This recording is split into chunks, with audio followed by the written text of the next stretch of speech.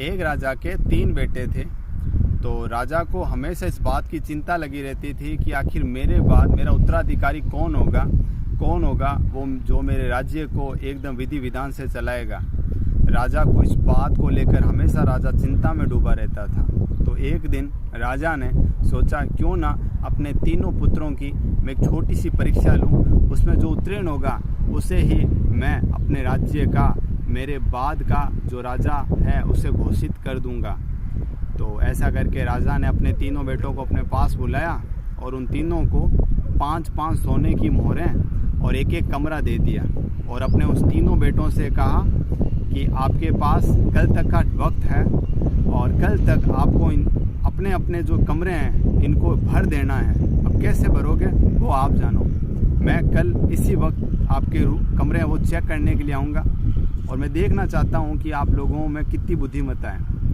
तो वो जो तीनों बेटे थे वो महल से बाहर आए और अपना अपना दिमाग लगाने लगे कि अब हमें अपने इस कमरों को कैसे भरना है। तो राजा दूसरे दिन गया तो देखा कि जो पहला बेटा था उसका जो कमरा था वो एकदम भूसे से भरा हुआ था। राजा ने देखा और बिना कुछ कहे राजा दूसरे वाले जो बेटा था उसके कमरे की तरफ प्रस्थान कर चुका था। उसने देखा कि जो दूसरा बेटा था उसने जो अपना पूरा कमरा था वो एकदम रंग बिरंगी वस्त्रों से, कपड़ों से भर के रखा था। राजा को ये भी देख ज़्यादा प्रसन्नता नहीं हुई और राजा अपने तीसरे बेटे के कमरे की तरफ गया। जो तीसरा बेटे ने अपना जो कमरा था उसमें एक दीपक करके रखा हुआ था और उसमें एक ऐसी व्यवस्था कर रखी थी कि जब भी इस कमरे में कोई बंदा एंट्री ले तो उस कमरे के अंदर क्या थी कि घंटियाँ बजनी शुरू हो जाए।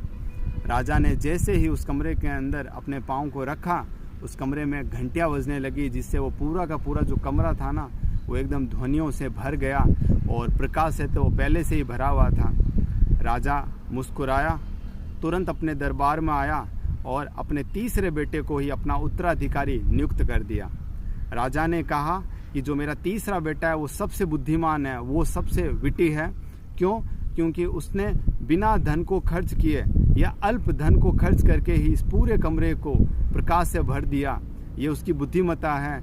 वही राजा अपने राज्य को और अपनी प्रजा को खुश रख सकता है जो कम से कम धन लगाकर भी बहुत सारी सुविधाएं प्रदान कर सके। तो इस तरह से राजा की जो चिंता थी वो समाप्त हुई। ये कहानी आपको कैसी लगी प्लीज़ कमेंट के माध्यम से मुझे ज़रूर बताना।